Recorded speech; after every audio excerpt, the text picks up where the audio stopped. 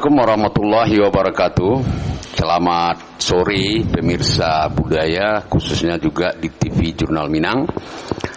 Salah satu program yang kita angkat di media ini adalah talk show, diskusi dengan berbagai tokoh, pakar, dan ilmuwan, dan juga praktisi. Sebagaimana kita ketahui, beberapa bulan belakang ini menurut perkembangan di medsos dan informasi publik, ada beberapa kritikan-kritikan terhadap DPRD Tanah Datar.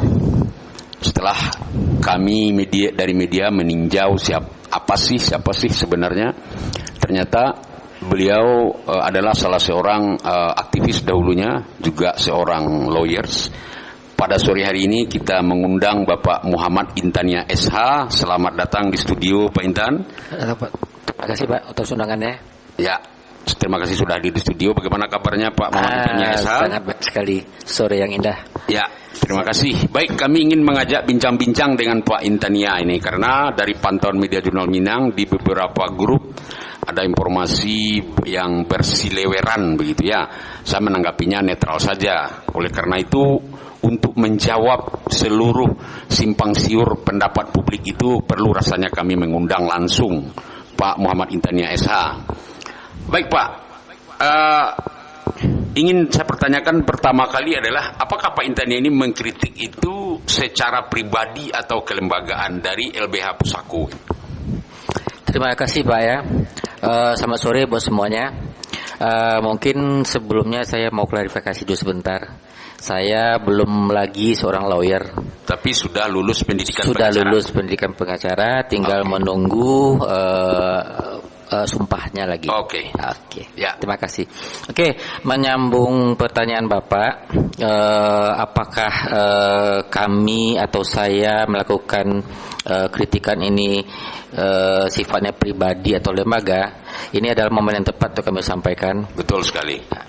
Kami ini berada dalam naungan lembaga bantuan hukum LBH Pusako.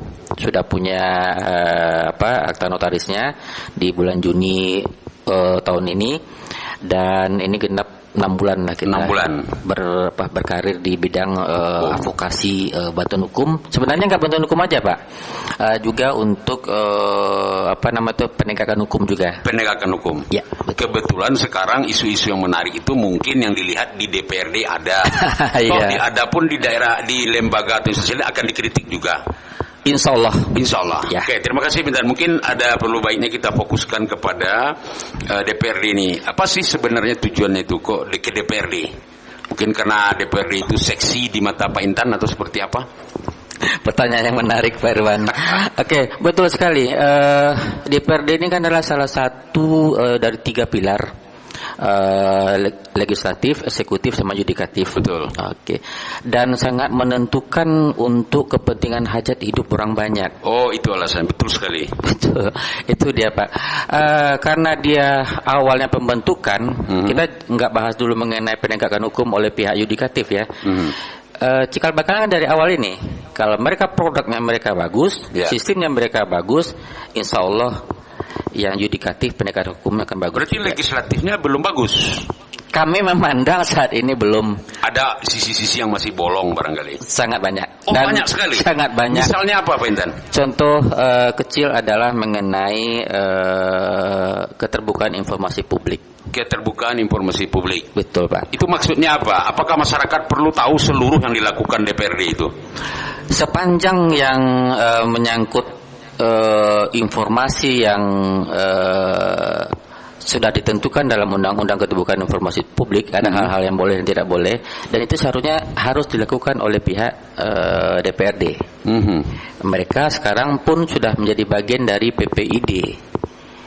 PPID itu apa Pak? PPID Pusat Informasi Data untuk di kabupaten ini, dan mereka bagian dari PPID utama.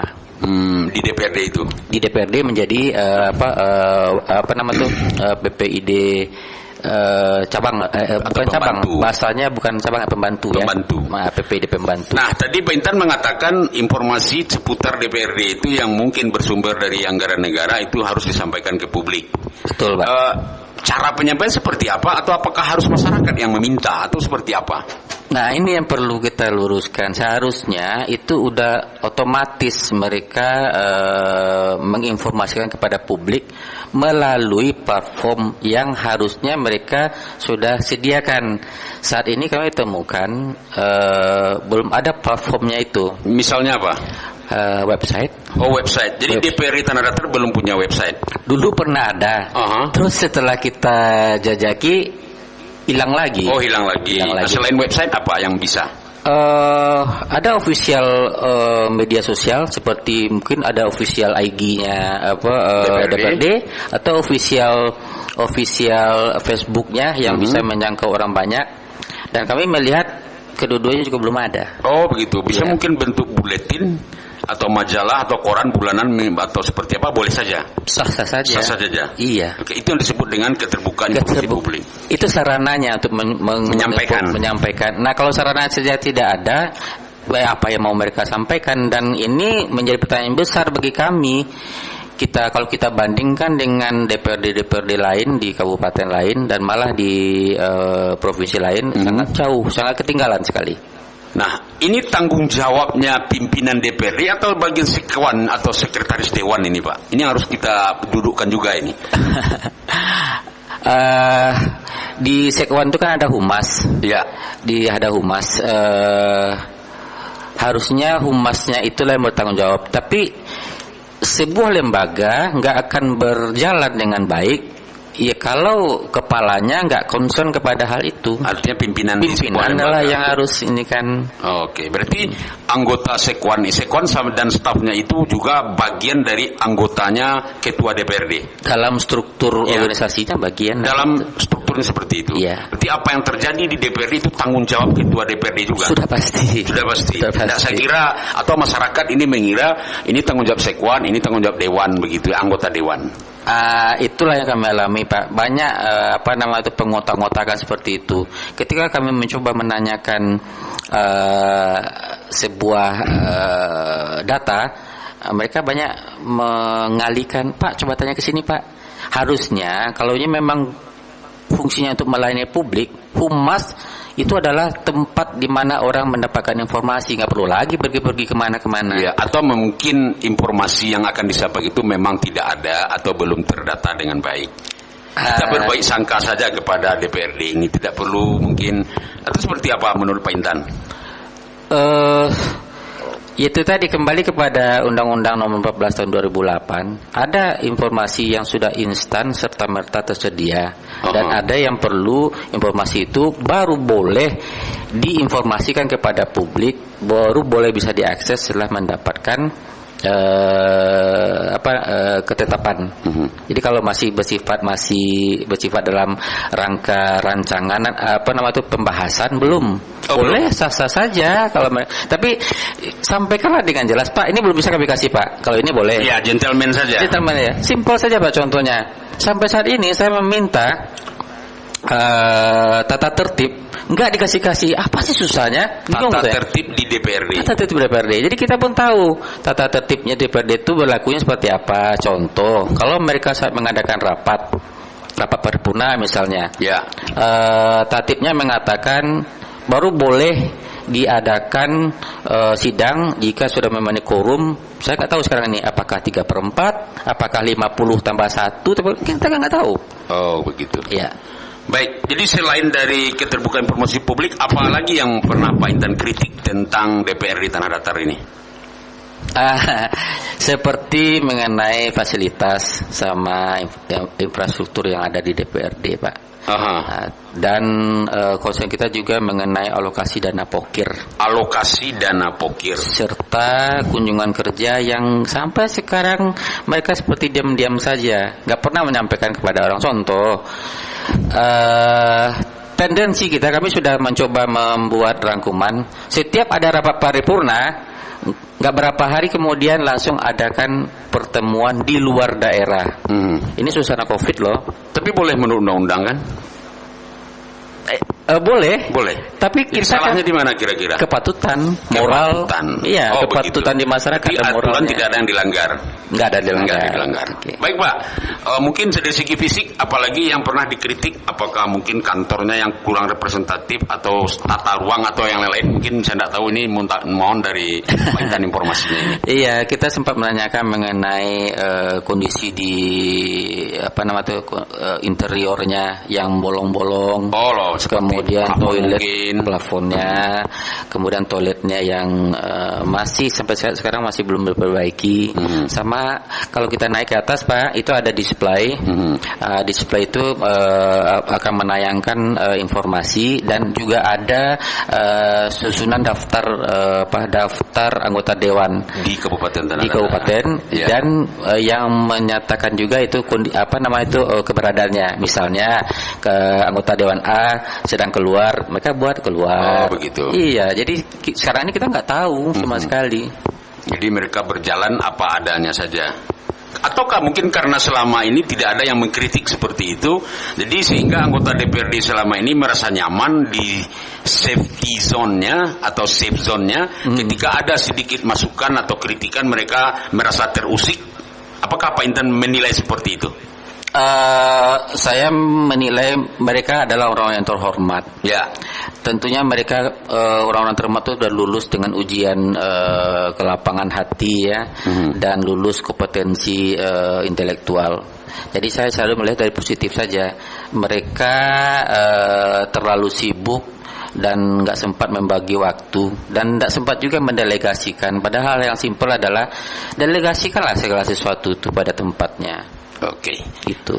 Baik Pak Intan, bagaimana reaksi dari anggota DPRD dan masyarakat ketika Pak Intania memberikan masukan baik berupa tulisan atau share pendapat di medsos? Itu seperti apa reaksi yang pernah Pak Intan dengar?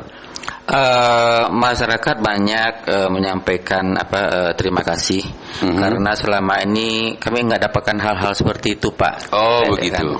Dan kami pun menyampaikan terima kasih juga kalau apa yang kami lakukan itu bisa bermanfaat untuk masyarakat. Memang tujuan kita gitu. Tujuan LBH memang begitu Pak. Misinya adalah untuk salah satu adalah untuk mendemokrasikan kepada publik proses-proses untuk penegakan hukum. Dan kita bukan informasi publik, adalah concern kami agar publik mendapatkan informasi yang mudah diakses di mana saja. Nah, sekarang kan platformnya harusnya itu adalah website. Karena apa? Semua orang, masyarakat dari beragam level itu sudah punya gadget. Mereka bisa akses. Mereka nggak perlu lagi datang hanya untuk mendapatkan informasi, jauh-jauh ke sana. Padahal mereka sambil di rumah, di warung, atau di pasar bisa mengakses kalau mereka membutuhkan informasi. Oke pemirsa, jadi menarik juga ini apa yang Pak Muhammad Intania sampaikan ini mendapat respon positif juga dari masyarakat. Tapi saya dengar-dengar ada juga informasi negatifnya. Sebelum kita lanjut, kita rehat sejenak. Baik pemirsa, kita sambung lagi dialog sore yang cukup menarik ini. Kita tahu seperti apa sebenarnya kritikan yang diberikan oleh Bapak Muhammad Intania ini kepada lembaga DPRD Kabupaten Tanah Datar. Katanya tadi kritikan itu mendapat respon positif dari masyarakat. Tapi saya dengar-dengar ada juga yang negatif atau memunculkan antipati kepada Muhammad Intania. Seperti apa? Oke Pak Intan, apa yang pernah Pak Intan merasakan bagaimana sikap antipati atau sinis dari masyarakat yang mungkin pendukung anggota DPRD tersebut atau yang tidak suka dengan gerakan tersebut? Seperti apa? Oke, pertanyaan yang menarik ini. Betul Pak, ada juga yang kritikan. Ada juga? Ada, dan kami menganggap itu adalah bagian dari kritikan membangun buat kami. Untuk LBH Pusat dan Pak Intan secara pribadi? Iya betul. Ya. Ada masyarakat mempertanyakan selama ini kemana aja kan gitu. Jadi Bang selama ini Pak Intan di mana? Selama ini saya ada di rantau. Oh itu Bang. Nah, publik berarti betul rupanya Pak Intannya ini juga di rantau baru pulang. Baru pulang. Gitu. Tapi bukan cari panggung ya? Alhamdulillah bukan cari panggung, tapi saya menggunakan kesempatan di kampung ini untuk berkarya dari kemampuan yang saya miliki. Oke, luar biasa sekali pemirsa, ingin berkarya untuk kebaikan masyarakat Tanah Datar sesuai dengan kemampuan yang beliau miliki. Nah, tapi apa yang tidak baik menurut aturan tetap dikritik juga. Betul. Nah, baik Pak Intan. Ini saya dengar-dengar nih kadang-kadang ya informasi yang berseliweran itu kan kadang-kadang perlu juga kita tangkap. Ini Pak Intan ini ada yang nyuruh nggak ini? Ada yang mendalangi nggak ini? Karena ada saya dengar tudingan-tudingan seperti apa begitu. Iya, kesempatannya bagus juga tuh saya mengklarifikasi ini Pak Irwan. Jadi saya sampaikan juga di momen yang tepat ini, saya berasal dari keluarga pegawai negeri ASN. Cuma saya aja yang nggak memilih menjadi ASN. Tidak memilih ya? Tidak memilih jadi ASN. Jadi semuanya kita kenal dengan orang-orang di kabupaten ini. Ya, misalnya saja lah pimpinan daerah. Kita semua kenal dengan periode-periode sebelumnya. Dan kita berada dalam posisi yang objektif. Ya kan, nggak perlu kita sebutkan nama orang lain, tapi insya Allah pimpinan-pimpinan daerah semua kita kenal. Dan kami tidak pernah memposisikan diri untuk mengkotak-kotakan, oh saya orangnya si A, saya orang si enggak. Oh tidak ada, berarti murni kepentingan penegakan hukum, aturan dan lain-lain demi kesejahteraan masyarakat. Betul. Nah disitulah momennya orang bisa menilai nanti secara objektif. Benar nggak kita itu melakukan itu sesuai dengan integritasnya kita, dan itu sudah kita buktikan sampai hari ini setidaknya. Sampai hari ini insya Allah. Oke, ini saya curiga juga ini pemirsa, karena yang berbuat baik di awal-awal itu nanti di tahun politik cenderungnya jadi lain. Nah, ini tanya serius nih Pak Muhammad Intania, atau apakah Bapak Intania ingin maju nanti menjadi calon anggota DPR di Tanah Datar? Kalau kondisinya di lembaga seperti ini, saya malah tertantang untuk maju. Tertantang untuk maju. Karena banyak hal yang harus diperbaiki. Banyak hal yang harus diperbaiki. Tidak dan hanya lembaga DPRD-nya, tapi masyarakatnya juga begitu. Begitu. Pendewasaan untuk itu Pak, karena saya sudah memonitor selama 2 tahun ini. Dan saya juga ikut beberapa rapat paripurna. Saya melihat kok muatan konten yang disampaikan oleh anggota dewan kepada eksekutif banyak bertanya. Herannya saya kok nggak malah memberikan solusi. Atau memang forumnya memberikan pendapat mungkin? Justru itu karena memberikan kan harusnya anggota dewan mungkin menjaring pendapat kah? Atau seperti apa? Kalau sudah sampai di rapat paripurna kan ada nota jawaban gitu ya. Ya jawabannya berikanlah solusinya, jangan hanya malah balik bertanya dan malah balik menyuruh eksekutif untuk misalnya nih punishment kadis ini gitu kan karena dia bla bla bla bla gitu kan. Oh itu terjadi di DPRD? Terjadi. Oh begitu. Dan saya ada datanya untuk itu. Oh ada datanya. Oke baik. Nah tadi kita ngomong-ngomong Pak Intan rencana kalau ada kesempatan dan mungkin tertantang untuk itu. Ya. Mungkin rencananya maju dari partai apa? Partai biarlah nanti partai yang melirik nantinya. Tetap maju dari dapil sini kalau ingin maju ini. Tapi kan belum pasti juga. Dari dapil sini sudah pasti. Karena saya melihat 5 kaum tempat saya lahir dibesarkan ini masih belum maksimal perhatian anggota dewan. Emang dari 5 kaum ada anggota DPRD? Nggak ada. Oh nggak ada. Jadi kasihan juga kita. Padahal suaranya sangat banyak. Pemilihnya sangat banyak. Pemilihnya sangat banyak. Ya? Iya. Nagari 5 kaum. Nagari tapi wakilnya tidak ada. Nggak ada. Mudah-mudahan nanti di tahun depan ada. Di tahun 2024 ada. 24. Mudah-mudahan insya Allah. Oke. Sekarang secara hukum ini dari kritikan-kritikan yang disampaikan itu kan semua berbasis data ya, bukan isu atau opini Pak. Data. Apakah juga ada nggak yang pernah melaporkan Pak Intan ke pihak berwajib mungkin karena ketersinggungan atau apa? Ada. Oh pernah dilaporkan? Pernah dilaporkan. Dalam kasus apa? Mereka menganggap itu adalah pencemaran nama baik. Menganggap? Iya. Tapi setelah sampai di penyidik? Iya nggak terbukti. Nggak terbukti. Iya. Berarti orang yang melaporkan nggak ngerti hukum barangkali?